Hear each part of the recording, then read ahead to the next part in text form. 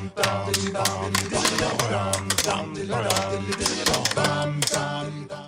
and welcome to episode 98 of Popcorn and Prosecco, a show that's all about talking about movies. And this week we are switching back to video. Woo! It's a one-time thing though, so enjoy it while it lasts. Yeah, it's not a New Year's resolution. It's a special event. So I am Perri Nemiroff, and here are my co-hosts, Kristy Puchko and Angie Han. Hello! See us in our faces. So part of the reason we're doing video, because it's a special episode, is because this is our top 10 of 2015. Yay! So we're going to run through our top 10 of the year from 10 up to number 1, and I have the pleasure of starting the list off with It Follows. I just want to point out, we're also actually drinking Prosecco. Oh, yeah. Yep. In our paper Clearly we failed with the popcorn, Yeah, but we're, you know, we're halfway we tried. So number 10 on our list, like my fault, is It Follows, because It Follows isn't only one of the best movies of the year, it's the best horror movie of the year, and it's something that I'm going to end up watching year after year after year. I'm still kind of obsessed with this story, the whole idea of, you know, like, if you contracted this illness, would you be the jerk that passed it on to, like, spare your own life and have to sacrifice someone else? And then there's all the camera work. I put on the Collider Best Kill list the opening sequence where it's that one shot that kind of circles around and follows the girl to the beach after. Oh, it's so freaking good. And just the theme song from It Follows, too. I mean, it's completely stuck in my head, and it's so good in the trailer and in the feature film too. It just like hits that perfect moment. You know when you have like a song stuck in your head and it comes on, and you get like an extra boost of energy. Yeah, that is what that song is to me. I want to say one more thing about It Follows, which is that while I was watching, I was like, okay, this is pretty creepy, but I'm not terrified. But the whole way home from like the screening, I was like, am I being followed by someone? Well, that's the coolest thing about the camera work. Like in the school and stuff, it's just like those slow moves and like the really, really wide shots. They force you to kind of like have the perspective of the character and be on the lookout for it, you know? Yeah, totally. So moving on to number 9, The Martian was one of our favorite movies of the year. I love that one. It was so positive. Like it was just I was expecting a survival drama, and they're usually like so harrowing and dark, and man's darkest night of the soul and whatnot. Many of those out but this one year. was so. But I love this one. It was like so upbeat. It was so optimistic, but not in a way that felt like cheesy or unearned. Yeah, like weirdly, I'm gonna science the shit out of this. Totally worked. That line annoyed the shit out of me in all those trailers. I'm like, no way that is gonna play right, especially after being played out in all those trailers. You guys though, Chappie was our number 10. So. Oh, stop it. Yeah, Chappie deserved being number 10. I'm gonna stand behind that movie as strong as I possibly can. But yes, The Martian. I think what I loved about it is just that it's about really talented people, but it's not about being talented or extraordinary. It's just about like attitude and just kind of like when life puts you in a shitty corner, like do you fight for your life and for what you believe in, or do you just give up and die? And I thought that was a message it was terrifying. Yeah, it was the movie Tomorrowland wanted to be. Oh. I just had visions of Tomorrowland. Let's never think of Tomorrowland again. Yeah, pretty much. That's a resolution for 2016. Oh. But I'm glad to see Ridley Scott back too. Yeah. He needed a good movie. He did.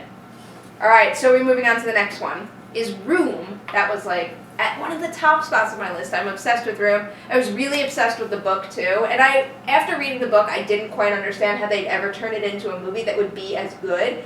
But the way I like to describe it is you could watch Room the movie and then read Room the book, or vice versa. It doesn't even matter. One will always enhance the other because it's just such a good adaptation. They really pulled out like just the right stuff and then added exactly what the movie needed. And it's just so well shot, so well acted. I'm obsessed with it. Jacob Tremblay is one of the most amazing, where the fuck did that guy come from? Is he getting overlooked at this point, or is it just me? Because he just got voted off a list that I was voting on, and I'm not happy about it. No, he's definitely being overlooked. It's a strange thing. I think it's partially the whole, and I'm not going to get into this because it's a boring conversation, but category fraud, where is he a supporting actor, is he a lead? He's a lead actor. He's a lead actor, and especially this year when there are not that many good contenders for lead, they should be promoting him as such, but they're not. It's insane to me. But yeah, what I really liked is that I was not familiar with Room at all, and I just went into it knowing the scantest idea of the story, and I thought Brie Larson was really outstanding. Jacob Tremblay really conveys this incredible story and journey of this child in a way that feels earned and developed and not cheap, or what I was really impressed by, sensationalistic, because when you know the topic, it sounds like it could be the stuff of a bad Lifetime movie. And as much as I love a bad Lifetime movie, Room was actually really thoughtful. We're and that's forgetting really a very important thing. Seamus the dog. Scene stealer. I literally didn't remember there was a dog in this movie, but I'm not Perri. That scene. This is the end of Popcorn and Prosecco. We're all broken up now. The next episode is just going to be Perry's favorite pets That's of the year. what it should be. BB-8 wins. All right, moving on. Oh, I did a transition! Number 7 is Star Wars, The Force Awakens. Oh man, I wish I had been able to play it cool, but I was so thrilled with myself, I gave it away. So yeah, The Force Awakens, which is a movie that by the time it finally came out, I was ready to be over. I was so tired of all the talk and the hype and and I was honestly nervous that the fact they wouldn't tell us a story meant the story was gonna blow. But no! They gave the nostalgia to the old school fans. You had Han and Leia, and I'm not going to get into spoilers, whatever.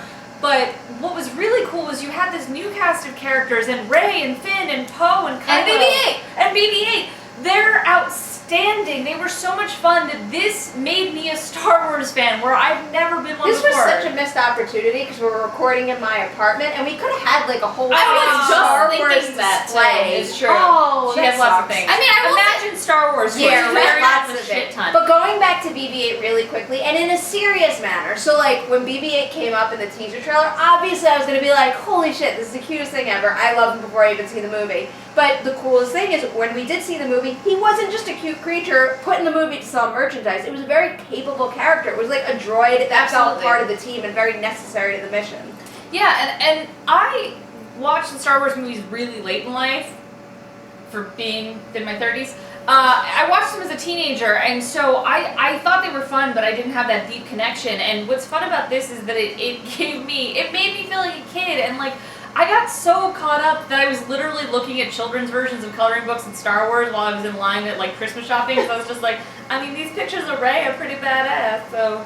Yeah, I mean, I think the thing, like, you know, there are quibbles that I can make about the movie, but ultimately the thing is, like, they put together a new cast of characters that I would follow those people anywhere in the galaxy, and I think that's the most, like, important thing. Like, also, they understood how sexy Oscar Isaac is, so thank you, J.J. Abrams. Because some of us have been saying that for a while. And they make a pretty compelling argument for John Boyega being pretty, and let's be real, guys, that's just a really good-looking cast. This is our Avengers, where it's like, you know, it's like, take your pick, ladies. There's lots of men to choose from. You like your goth Prince Adam Driver? The Avengers is my Avengers. We should move on.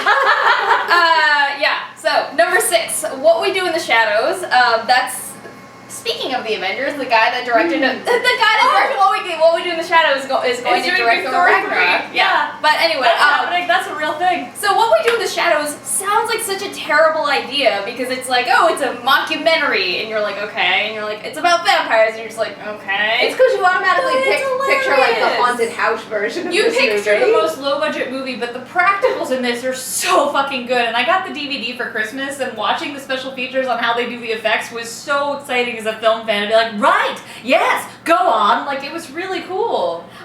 What I love about it is, like, this is like the movie that, like, whenever I watch like a big action epic, like, you guys know me, I'm always like, I want to watch a version of this where they're just in their living room watching TV. That So, really like, is what it is. And that's what it is. Like, it's like you're like, oh, it's a big epic vampire movie. It's like, but first they have to have a roommate meeting about the chore wheel. How And are more people not like running with that idea? It's so smart and so funny, and like, it's a meditation on being cool about vampires, so it makes a lot of sense, but it's done in this mockumentary style that's really inviting and it's accessible. really like, it felt to me like what This Is Spinal Tap was for like rock bands, where you just kind of like puncture, like, you know, it's this like big glamorous, like mythological, There's like a lot it's of so awareness cool, of genre. and then they just like puncture it. They're just like, yeah, this is what their shitty every like day to day is like, and But it's like hilarious. hilarious. It's so smart about the expectation of vampire movies and the kind of vampires, and if you know that there's a role-playing game called Vampire, you'll really appreciate all the in-jokes here.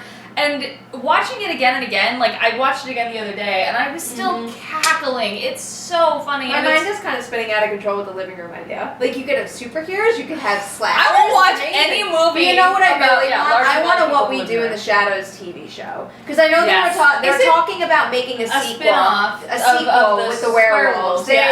werewolves, They've like somewhat confirmed that. It obviously doesn't mean the movie's going to happen. But I'm surprised. I think actually one of them is quoted as saying there's no money to be made in a comedy But series. it would be kind of like, Flight of the Conchords, which you got a lot of the same people, where it was another thing where you're like, you take like the glamorous rock star lifestyle and you're like, and this is like the shitty low rent version, and it's very boring but hilarious at the same time. It's really smart. Yeah. So yeah, if you have not seen What We Do in the Shadows, absolutely find that immediately because it's now on bunches and bunches of streaming services and such.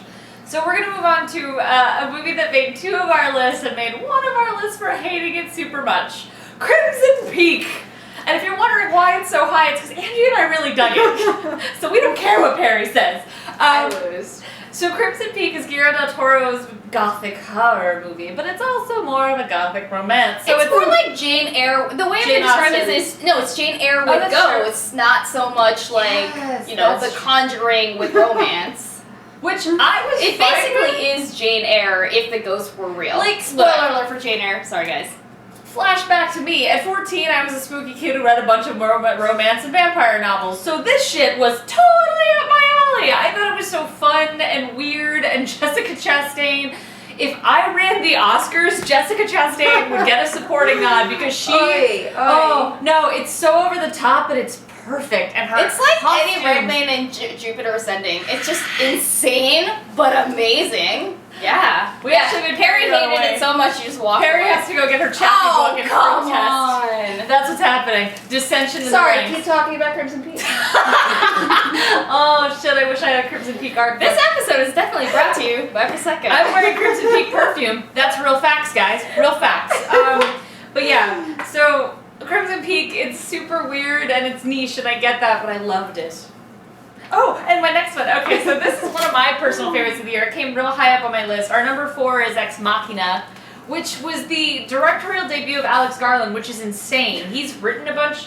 Did I jump ahead? No. Oh, Sorry. No, it wasn't you. It was something I screwed up. We're fine. It doesn't matter. It's not even funny to anyone but us. And now you guys know why we no longer do video. So anyway, that'll only come because people watch the video. Anyway, so Ex Machina, it's the directorial debut of Alex Garland, who wrote a bunch of screenplays, and he wrote this. And what I loved about it is you go in and you think it's one thing and it slowly transforms into something else, and it's a sci-fi fairy tale where all of the acting is so fucking good, and it's Oscar Isaac and Donald Gleason and Alicia Vikander, Alicia Vikander.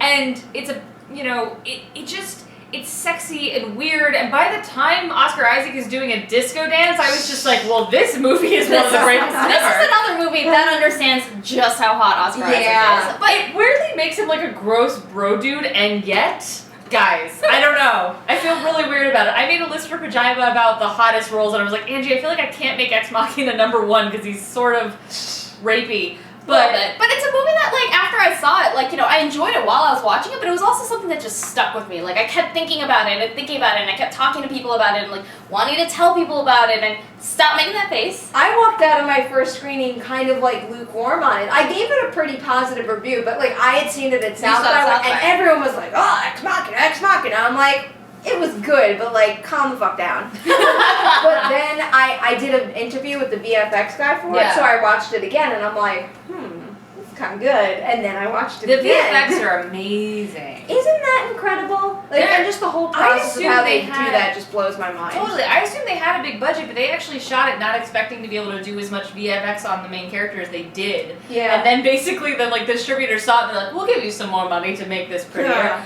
Which is money well spent. The acting is essential, but is outstanding, but the VFX makes this, it's a classic. It is going to be a sci-fi movie people are watching 30 years from now and still geeking out about because it's that good and Like it's a that lot exciting. of the stuff that Alex Garland has written. Yeah, it's true. It's outstanding. I'm really excited to see what he does next. So number 3 on our list, Spotlight. So I we were talking earlier about Room and how it refuses to sensationalize something that could be like a really like tawdry, like scandalous, like, oh my god, can you believe what happened? And what I loved so much about Spotlight is that it doesn't do that. It's I expected it to be really harrowing and dark and like disturbing and kind of like, you know, like salacious and like almost distasteful, but it's not that at all. It really, I thought what it did so well is look at how these things happen in a way that is like very measured and very calm and very empathetic. Like it doesn't, there are some bad people in this, obviously. I mean, if you know the story, then obviously some of these people are just flat out terrible, but you see so much of like how just human nature paves the way for something like this to keep happening, and then you also see how the same human nature can, you know, be what fixes it, can be what solves it, can be like your step toward healing. What's interesting is that as critical of the Catholic Church as it is, it's ultimately about people recognizing their sins and deciding to absolve them and saying, my sin was not paying attention, my sin was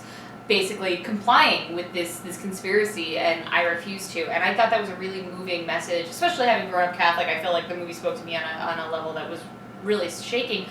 But as you said, the focus is on humanity and how we can make a positive change versus what we can allow to happen, which I thought was really incredible and really respectful also of the victims of these crimes. It's also just a very human way to tell this story. Yeah. It's like very much from their perspective, and in a way where it's not like, oh, I'm gonna like risk my life and my job to get this detail. It's just like, you know, you're kind of like living in their world for however long the movie covers. Ah, Dewey, everyone's We have right. a cat cameo. Something He burped. Well, you're one ahead I'm of glad me. that we were like, you guys, there's a very serious Catholic sex scandal drama, and then like a cat fucking just is like, hello, I don't care. Thank you for joining us at Popcorn Prosecco. Let's move on to number 2. I don't got to transition. All right, yes. Number 2, Brooklyn. Actually, kind of similar to Spotlight. It was another movie that I felt like took like, you know, a story that's kind of boring and kind of like ordinary and made it extraordinary just by being like taking such an empathetic, sympathetic human angle to it. Yeah. How much is this not my kind of movie? Well, that was the thing. Okay, so here's a real fact. When Angie and I went to go see it, Perri prepped us by saying, "Oh, Brooklyn's so good." So we're watching the movie I said about it this. just like that. Yeah, too. no, she did. So Angie and I are watching the movie about this adorable Irish girl moving to America. Well, like, clearly she's gonna catch, like, an STD that causes a ghost to follow her around the whole time. Horrible or things Or are she's gonna gonna get a happen. pet robot. Yeah, like Angie, Perri is not into movies that are just Historical sweet. romances, not Yeah. her thing. As you It's saw not- when she made that crimson Yeah. face. Yeah. Yeah, so we were nervous, but like, yeah, Brooklyn is actually, it's deceptively simple as a movie, but what I was really impressed by when I wrote my review for Pajiba, I compared it to, as someone who moved from a small town to New York, I felt a little connected to her story, where you're aware of the life you've built, but also a little afraid of the life you left behind. Perry's growling at her cat in case she's not angry about the movie. Yeah.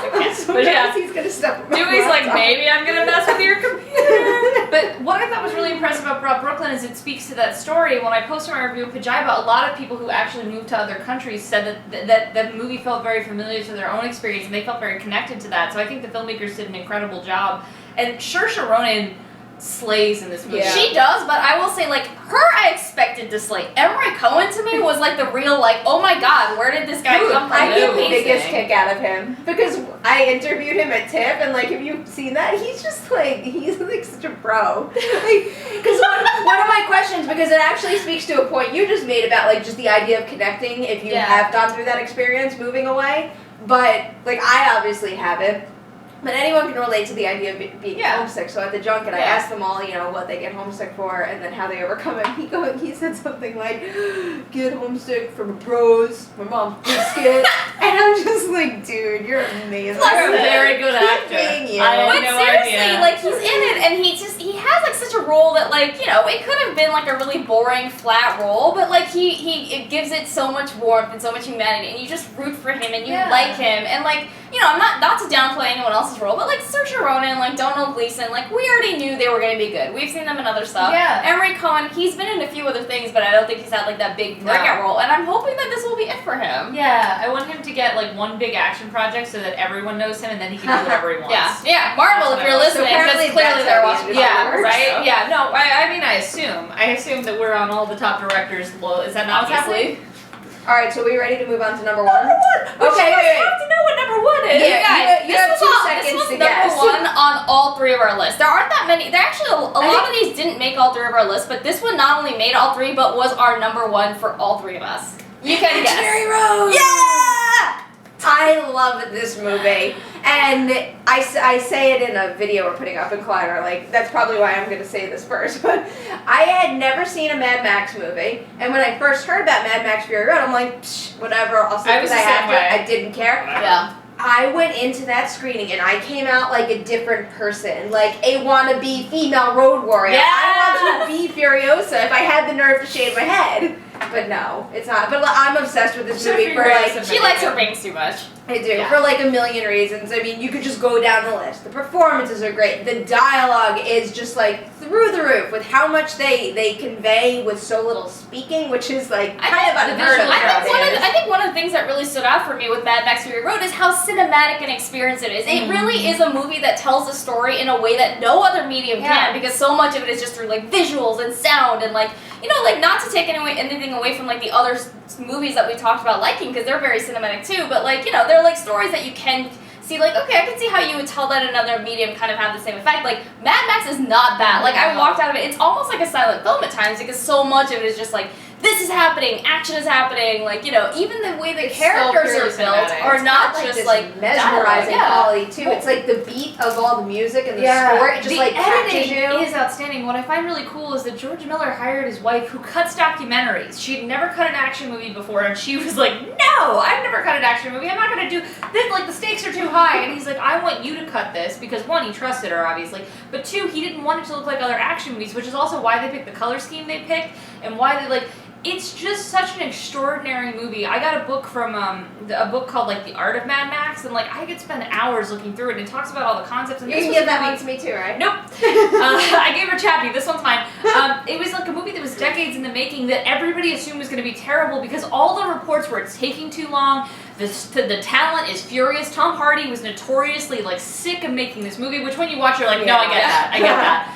But like, it goes to show how difficult it is to make a movie. It's like things can be going to hell on set, but you can save it in the edit. And then there's the other kind of situation where you're pouring all your heart and your love and your time and energy and effort into it, and you know, you think you have an idea and then it just doesn't pan out. Watching this movie, it's insane, and you might watch it and think, well, they must have done this stuff in VFX. But what I was astonished by, the freaking guitar dude, the guy who plays a guitar that shoots fire, the Doof Warrior, that actually shoots fire. They talked to the guy who built that machine, and he said he took it to the director, and the director said, great, does it shoot fire? And he's like, oh, we're doing that? And he had to go back and rebuild it. Like, that stuff was all shot. Perri, I don't want to puncture, or Kristy, I don't want to puncture anything, but, you know, he also said it wasn't a very good guitar. He was like, I kind of feel like they built it for the fire and not for themselves. I'm going to say there's actually a post from Vulture that's great, and it's George Miller talking about why his movie should win a bunch of Oscars, and he gives a bunch of behind-the-scenes details, and yes, just Oscars.